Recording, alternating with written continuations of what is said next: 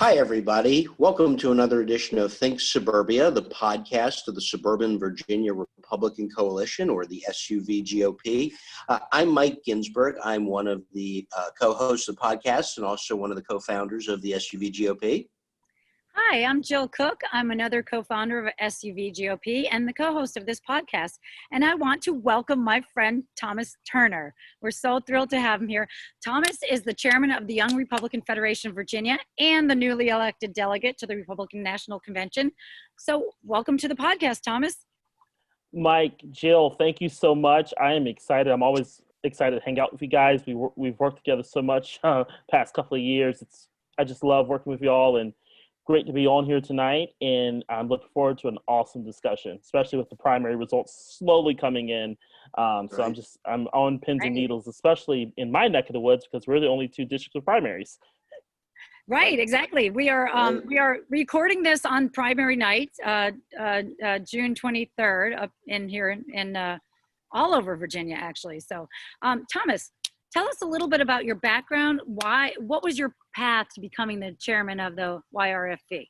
Oh my goodness. Well, it started, I have to go back a little further because I became a Republican in 2009 officially when I was a student at Liberty University, and I volunteered for Bob McDonald's campaign. I was passionate about his message, Bob's for Jobs.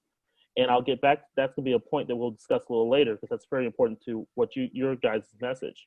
But after getting involved at Liberty University, a longtime activist, Dr. Judy Lynch, connected me to Congressman Randy Forbes' office to get my first out-of-college job, and I worked on his staff in 2012. I was the field director for the western part of his region. And out of that, after that, I actually went to go work for the Leadership Institute with out of state, and I worked with Princeton, University of Pennsylvania, Rutgers University in particular, and I trained those students in activism and other things like that. And then coming back home, I returned back to Randy Forbes' staff. And in that, we saw there was a need, that there was not a young Republican organization that covered the western part of Hampton Roads, which is Suffolk, Virginia, which is known as the Peanut City, Isle of Wight County, and Chesapeake.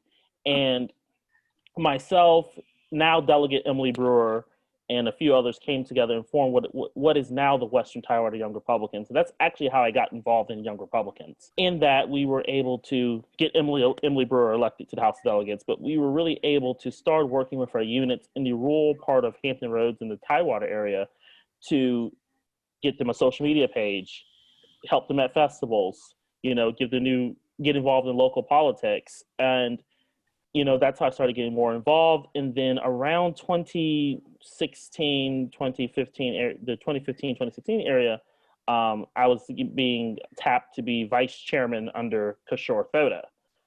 And was where first time at state level, I was able to revamp our political operations where we actually did regular deployments on a scheduled basis. And then obviously I became chairman in 2019, and really revamped our operations completely, got ourselves doing YRV Live, which is our digital operations. We're actually doing work in a legitimate fundraising model that will surpass my tenure as chairman, and also really empowering clubs to be active.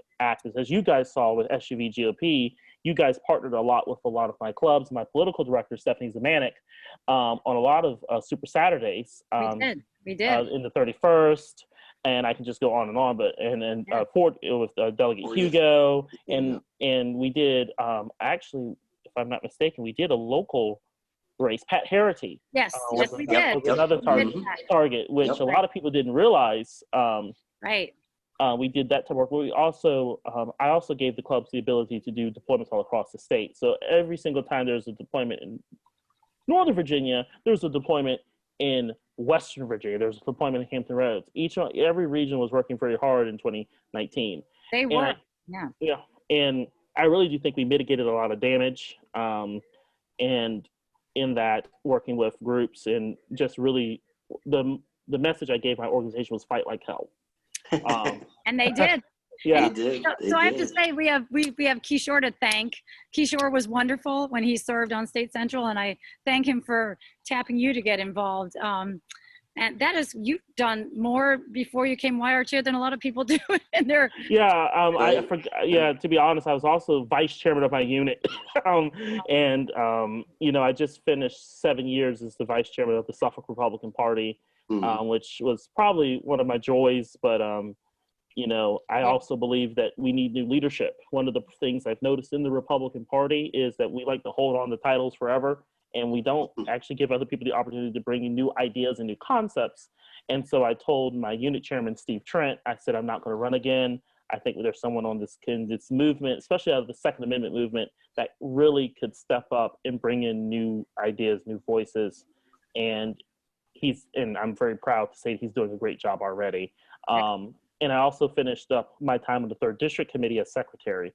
So yeah, I'm pretty experienced. When they say YRs, just YRs, no. The majority of my federation are party officials. They are campaign activists. They are consultants. They are elected officials. And I can go on and on.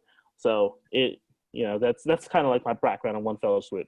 Oh, that's great. I mean, one of the things that's interesting, you touched on this, that we do have sort of a diversity of experience within the YR population. One of the things I guess, I wonder about is recruiting. The YRs are such an important pipeline into the Republican Party. What are some of the ways that you all use to recruit new YRs? Are there particular issues that bring people in? Or are there other sorts of things that you find useful to recruiting? I mean, what is the strategy, and what do you find most effective to recruiting young people into the Republican Party? I think it's based on region. I know I'll use Hampton Roads just because that's my home area. And one of my larger clubs is the Virginia Beach Young Republicans. And I have a chairman out there who invited me in 2019 to do a tour of the Hispanic community. And what we literally did was we went to businesses in the Hispanic community, restaurants, small businesses, and we literally patroned their business, and we basically built a relationship.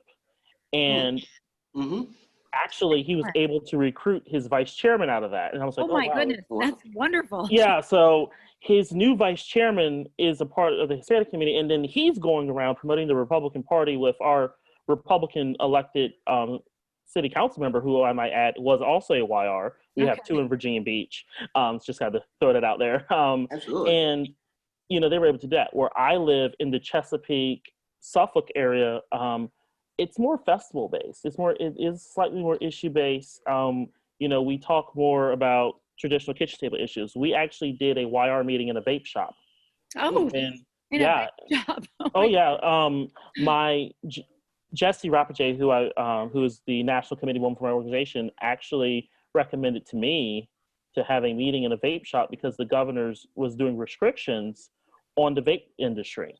Right. And we actually were able to recruit new members to our club based on that issue of overreach of government. And it's like, it was very interesting. I was like, wow. I said, I don't vape. I don't even, it's not my thing. But the overreach of government was a connecting issue. So, and then I look into you guys in the Fairfax area. I look at a lot of what you guys, the clubs there have done. And, Arlington Falls Church does a lot of policy initiatives, policy speakers. They are infamous for the policy speakers. Mike, I think you were Arlington Falls Church YR at one point. Yes. So they do a lot of the policy speakers. They always have a guest speaker who is going to give like some anecdote on what's going on in the country. That's the type of stuff that I like that see, and I can even go as far as Southwest Virginia and the impact that they're having in going into community, doing community outreach. And that's how they're able to bring people, that's how we're being able to bring people under my administration and in previous administration before me. That's a really wonderful approach, really geographical targeting, because we are not all the same in the state of Virginia, as you well know. A lot of different areas with a lot of different issues that are important to them. And that is, that's a specific strategy, and that's very good. I'm glad it's. One of the things that's been very impressive about, the work that you've done is you get around. I mean, you are all over, and you have gotten a good feel, for these different localities and those kinds of issues. And, it seems like one of the things that seems to be paying off is the focus on those sort of local issues and the local, idiosyncrasies that attract people into the YRFV. Yeah, absolutely. Just to add, just traveling state, yeah, that's so true. One of the things I wanted to make sure as chair is that I can go to each region and understand, meet the activists, because if they don't see their chairman, you can't really lead. I think even a lot of times, even, at the state central level, and this would be some advice to you, Mike, is tour your districts, tour your regions, because people, even at the local level, there's some differences. I learned that in the 3rd district, campaigning for delegate. What's going on where I live in Tidewater may not be what's going on in the peninsula. And I think it's very important that we take time and get to know what's going on in different localities, get out of our comfort zone a little bit. Even if it's like, hey, I'm going to come to this committee meeting and knock doors. And that's just some advice. But going outside of our base is, the willingness to go to places that are unknown. And I think one of the reasons why we have lost elections is because we have been too tight-knit, which isn't bad. I don't want to bash the base of our party. That's not what I'm saying. But we have to go take our message to places that may not have heard or have a bad perspective because of what the left has portrayed of us. That is a very key thing. We should not be afraid to bring the message to new listeners, as long as we target the message, the correct way. And you're right about leaders visiting their territory, if you want to call it that, and not just staying in a comfort zone, within the party and then outside the party, getting outside the comfort zone. And I think you guys have done that extremely well. How big is the YR? I mean, how many chapters? Do you have a lot of members? What is the basic structure? So we have a board, about 20 officers. So we have our statewide officers, the chairman, the 2 vice chairs, our 2 state central representatives, a secretary treasurer, and then we have our district representatives as well, and our national committee delegation to the national federation meetings. Right. And then we have a district rep per committee. Per the party plan, we are given 1 representative per district committee. And we then, under that, we have 20 amazing clubs that are around the Commonwealth, and I'm hoping to grow more. Unfortunately, COVID kind of held me up a little bit, but it happens. But hoping to grow more. And from that, we have about, I would say, close to around 350 active dues-paying members, but expanding more that are affiliated in various ways. And we have a lot of honorary members. So those who may be 41, I don't go higher than that. But we do have a lot of honorary members, and we do have a lot of our party people who actually join as affiliates to help fundraise. So because Thomas, I just want to make clear for some people who don't know, the cutoff for being in the YRs is 40 or maybe 41. I certainly don't qualify for a long time. So it's it's 40 inclusive. So you not yet 41 is what the national organization tells us. So someone's like, well, I'm 39. I'm not a young Republican anymore. I said, yes, you are. You may join the Young Republicans. So that's actually been a recruitment tool because it makes people happy. They're like, I can still be a YR. Just a funny story. One of my friends came to the convention to vote. We had a couple of contested races in 2019. She's like, this is my last YR convention. It'll be 40 next week. And I was like, 41 next week. Oh, bummer. So we've had delegates up until. Up until the birthday. Right. So, one of the things that you mentioned, in your travels, I think that I agree with Jill. That's so important. What have you found? And this is a question I think that we face too, as a suburban Republicans, because I think there's a lot of overlap between our constituents and a lot of sort of young families in suburban Virginia, Fairfax and Loudoun. What do you find in your experience traveling around are the biggest challenges to getting young people into the Republican Party? I mean, what are the biggest challenges you guys have recruiting people into the YRFV? Are they issue-based? Are they perception of the party based? Is there something else that, maybe people that make it more difficult for Republicans to appeal to a younger crowd? Yeah. I will totally answer that in the sense that it is a perception, because when I go to Starbucks, and I always use Starbucks as an example, they ask me like, well, you're a Republican. Well, that's kind of weird. You're black, and I said, my organization is black. I've had Muslims serving on my board and my administration. I've had a ton of LGBTQ Republicans, and I have become, kind of like a melting pot of what the Republican Party is and what our country is. And I think when I present that to a broader audience, people are like, what is the YRs? Maybe I should at least go to a happy hour and see what they're about. And, and that's kind of what we do, is we try to break the narrative of the Republican Party. But also taking those issues, as I talked about earlier, is those issue-based things. And also, for instance, vape industry. I never would have thought in my wildest dreams, since that was a really eye-opener for me. And that, was government overreach, taking it to what their kitchen table issue is. When their business is the vape industry, and you have the governor who's like, I'm going to put more restrictions on it so you don't make money. Yeah, that's going to affect how they see a political party. And they see the Republicans saying, hey, you might not agree with me on this issue, but the kitchen table issue of your job, of your livelihood, we're here to protect you. Join us. Excellent. And that's what the message has to be. The Republican Party needs to embrace that. As young Republicans, that's what I instill in my organization every day. My board is representative of every single faction of the Republican Party of Virginia. Yeah. And my leadership team especially. We do not all agree philosophically.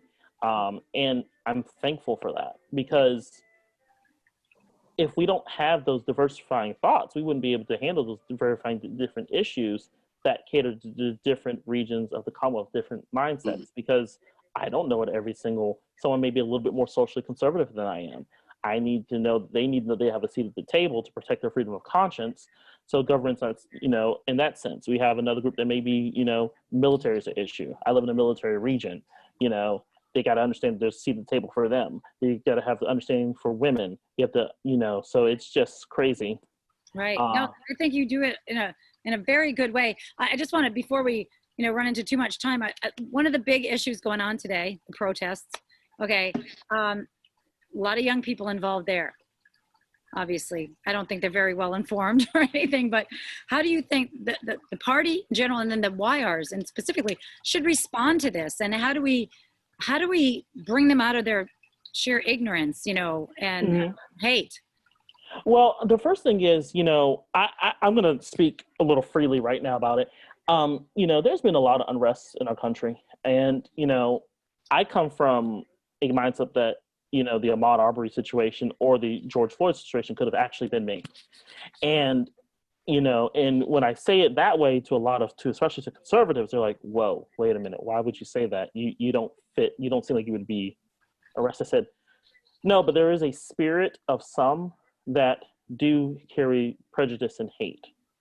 But that's not the whole group. That's not the whole group of our officers. I can say that working in the court system, the first thing that comes to your mind when these things happen is not again. We got some bozo, taking advantage of their oath and screwing it up for all of us who all we want to do is protect our communities and go home to our families. For me, I have lost a loved one in the line of duty. My cousin died in the line of duty. And it is difficult, but I also understand the plight of being profiled, not by a police officer, but in a grocery, in a store and in other things. There are some systemic issues that we do need to address still as a country. But I'll say it this way.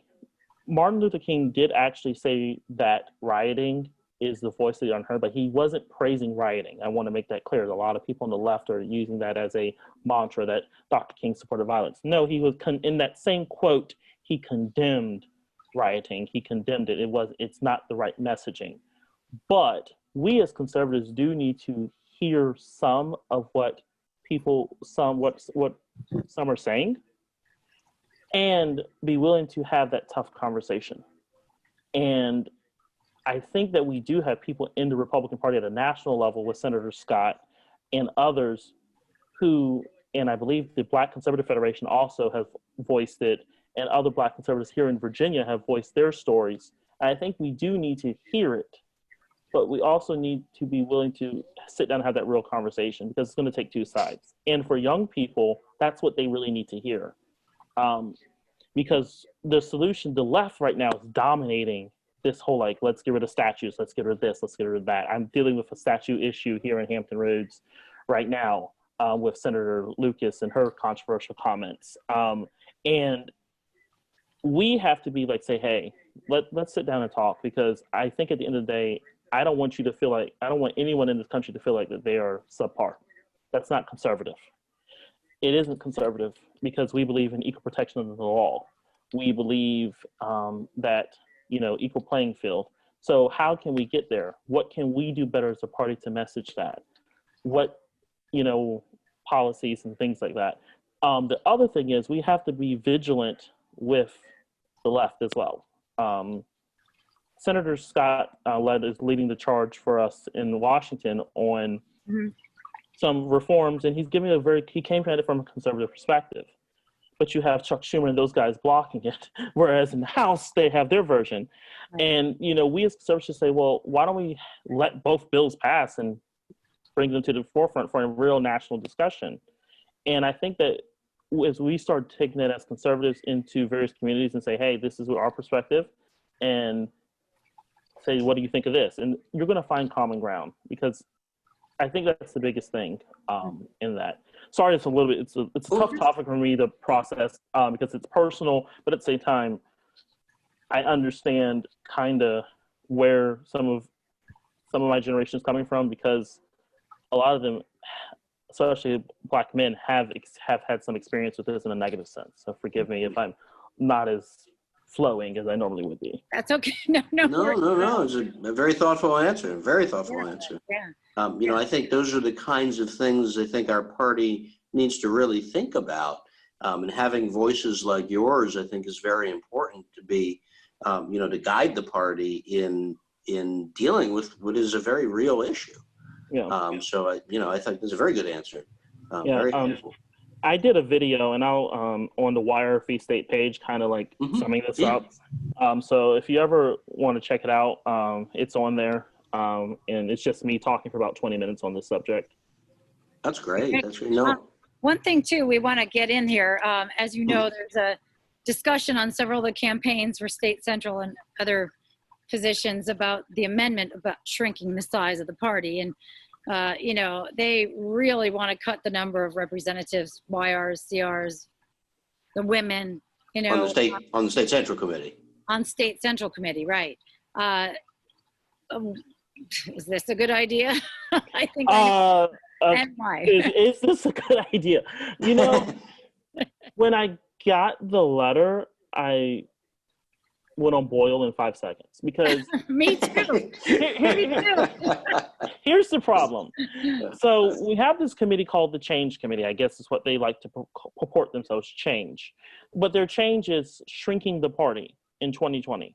Yeah. In a time where the demographics of Virginia has changed, and that millennials and women are the largest voting blocks in our country, period. The optics of what they're doing by reducing the size of the delegations of the auxiliaries doesn't make sense. But let's look at it a little bit deeper than that. They're actually also shrinking the voice of our elected officials, who are literally fighting, scrapping in the minority for our conservative principles. I mean, I just shudder to think that doesn't make sense to me in any way, shape, or form. And, I've had the opportunity to talk to some people in the Change Committee. They didn't have any auxiliaries at the table. Right. They didn't have any auxiliaries at the table. Right. And I'm sitting there, it's like, so how are you going to present something to State Central or a convention and not have everyone at the table? that is the problem with the Republican Party of Virginia today, that we are not allowing for multiple people to have a voice. And what we should be doing is expanding the delegations of the auxiliaries, make them have the same delegation as a district committee. Yep. Let's talk about ways that we can make state central more efficient. You know, let's actually give specific responsibilities to our regional vice chairman. You know, because our state's really big. Yes, it is. Right. You know, I can actually say I've just about traveled just about to every corner, and we do need regional leadership in places, because I can tell you right now, if I didn't have a first vice chairman in Southwest Virginia, I don't know if I wouldn't be able to make every single event in Southwest. That's a 6 to 8 hour drive. I can drive to North Carolina faster than I can drive to my own part of my own state. That's true. Absolutely. And the same thing, having a vice chairman in Northern Virginia. Right. You know, it's very important to have more voices at the table so you can have more ideas. Right. And shrinking it just doesn't make sense to me logically. And I'm glad that this is actually that both, I guess, major factions of the party are like, that doesn't make sense. And I'm most definitely glad that the auxiliaries seem to be like, that's insulting, because just to give you some statistics, the new chairman of the 11th district told me that the Women's Federation did about close to 85,000 volunteers. 86,000, because 86,000. Yes, 86,000. I moderately say we did about well over 50,000 voter contacts last year, and we approached 100,000 voter contacts so far this year on different issues and variations. And you know, that's exactly what this is, what our party is. We are the grassroots. Right. So when I hear people say, oh, I'm appointed to State Central, no, my friends, I earned that by being elected by my colleagues in a convention. All of us elected. Exactly. Yeah. Yes. Even you, Jill, you're the secretary. I had to be elected. Yes. You had to be elected. The funny thing is, they tried to tell me you were appointed. And I said, well, I remember a nomination, a second, and a vote. You had to, and it's a representative form of government. Yes. So you elected representatives. It's like voting for speaker. We don't vote for the speaker of the house. Right. That's exactly right. Our representatives vote. We send representatives to vote for these leadership positions. So if we don't like what they're doing, we go to our state rep and say, hey, you know, so-and-so's not doing their job. You voted for this person. What are you going to do about it? Right. That's how you hold them accountable. That's exactly right. I think the Change Committee is just an out-of-touch committee who's bitter and wants to bring old rivalries into a Republican Party that we do not need in 2020. Very good way to put that. That's an excellent way to put that. Yeah, thank you, Thomas. Yeah. So we're getting towards the end of our time. I just wanted to ask you, I don't know if you want to have any more points you want to add, but you work so hard for the party. What do you enjoy doing when you're not working for the party? Do you have any free time? What? Not working for the party? Wait, this doesn't compute. So, believe it or not, my late grandfather and my late aunt taught me how to cook. All right. Yeah. So I'm actually known in Hampton Roads for macaroni and cheese. I do not know how that happened. I guess I'm going to have to come up to Northern Virginia. You have to come make it for us. Yeah. You shouldn't have spilled that secret. You shouldn't have spilled that secret, because now you're going to have to come make it for us. I actually enjoy cooking, but also I do try to take time, and I'm a foodie. So if you go on my Instagram, you'll see I'm going somewhere trying out new things. Good. But the other major thing is, outside of this, I've done a lot with civics. I graduated from the Sorensen Institute in 2016. Oh, yeah, sure. Yeah.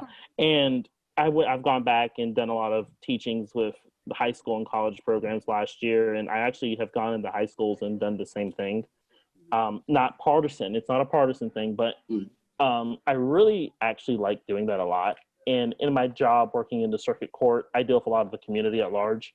And so I do some trainings there a couple of times a year with that as well, with the court system and how things work. And people need to know that, Thomas. Yeah. There's so many people that are ignorant of the way our country, our courts, our everything works. I'm shocked when I talk to some kids like my children's age who are in their 20s who don't really get how we work sometimes. Civics, actually. And I love to do that. Yeah. So I do enjoy, that's like my heart, you know, and it's not partisan. And I do make sure it's not partisan. Students ask me all the time, like, well, what political party are you? And I said, I'm not here to teach you that. Right. Ask me that when you turn 18. But Good. you know, but out of that, actually funny, and it goes back to politics, I've actually got to see a rise in high school Republican groups, not because of my work, but just in general, like, Nice. and and hopefully we'll start seeing that, just to add that little anecdote, is to see we're seeing some influence of high schoolers actually. I'm actually a Republican at 16. I was like, wow, I didn't know that. So I was like 18, maybe, sort of, kind of 19. I don't know. I love that. So these guys are coming in early, and it's been impressive. I love that. So yeah. So I'm glad that sometimes they tell you something that I said or something that someone else has said. I actually remember a time I went to did a Sorensen teaching. The guy actually said, "I want to join the Young Republicans." I didn't realize the Young Republicans was this cool. A bunch of stuffy, preppy. I was like, no, right. no. Ties and patches on your elbows, right? Yeah. I said, no, the Republican Party's for everyone, and I think teaching that, getting in the community more, just how I did with civics, or if you want to do it with knitting, if that actually whatever works, you know. So, but really, you know, it's a great message, Thomas. That is really a great message. Yes, you get into it, you know. Yes, however we can bring them in, and I love that you're seeing a rise in that in the young Republican. I mean, the high school Republican clubs. So, thank you. I just want to say before we wrap up, you know, we love working with you. I think SUVGOP and, you know, enjoy their affiliates. We have a lot of goals in common. We have a lot of ways to reach them in common. Just like your vaping, though, I have to throw this out there. We have a series of things called the Conservative Smokers up here. And not you, but maybe you get those started down there for somebody who likes cigars, because they've been very good at bringing people in who would normally not be interested in the Republican Party or sort of on the outskirts, but they come, they socialize, and they think, you know, these people have some really great ideas. So, you know, the same kind of, you know, events that you are, and when you're reaching into communities like the vaping shops and all that, I think that's really great. Yeah, and I have to thank my federation for all that, because I would have never thought of like having a meeting at a vape shop or doing this or doing that. So I give all my, as chairman, I just say my federation has helped me change my outreach strategy. And they have given me a ton of counsel, especially my leadership team in every step away. So I give them all the credit. I'm just the chairman. Just the chairman. just. We congratulate you for, you know, the delegate position and state. Thank you. Just, you know, everything that you're doing. We look forward to a really great year. I mean, 19, but I mean 20, but we have so much to do in 2021 with the statewide races. So we're looking really forward to collaborating with you and the other auxiliary groups. So thank you for being here, Mike. Thank you so much. Yeah, thank you, Thomas, and really do appreciate it. I just echo, you know, it has always been a pleasure to collaborate and work with the YRFV, because, you know, you guys just do great work, and you're just so easy to work with. I mean, it is really the kind of collaboration that I think it should be the model, frankly, for, you know, the party at large. So, you know, really commend you for all the great work that y'all doing down there. So, absolutely, thank you, and represent us well in Jacksonville too, because you're going. Oh, I'm excited. I am excited. Mike, congratulations to you and Ron. I am excited to have y'all on State Central. Yes, I can tell you that there was a lot of vindication last weekend. There were 2 races I was looking at in my home district and in the 11th and also the 10th, forgive me. And, you know, we did well. And I think it's a message that people are running who want to win. Yes. And I'm always reminded of that we are here to win. Yes. And if you're not trying to do that, we might not always be successful with our ideas, but if you're not trying to do that, you shouldn't be in leadership. That's just my opinion. No. I mean, it's a great point. It's a great point. It's the old Herm Edwards. You play to win the game. Exactly. No, thank you so much, Thomas, for joining us, and really do appreciate it. If you wanted to join the YRFV, you guys have a website? Yes, it's yrfv.gop. Okay. And our Facebook page is the best way to reach us, which is Young Republican Federation of Virginia. It's right on Facebook. We answer messages pretty regularly, quick. Great. And my personal Facebook page, Thomas Turner, and that is, I actually do respond to people who message me on Facebook, especially about joining the Federation. So look me up, and I'll be glad to do my best to help you get involved in any way we can. Great. Thank you, Thomas. So, appreciate that. With that, really appreciate you joining us. And if you are interested in watching this podcast or all of our podcasts, please feel free to visit our website, SUVGOP.com. We have a whole set of podcasts from this year and from last year. Just go to the drop-down menu, SUVGOP podcasts, and you'll see them all. So we really appreciate Thomas joining us, and we look forward to all of you joining us on our next edition of Think Suburbia. Thank you so much.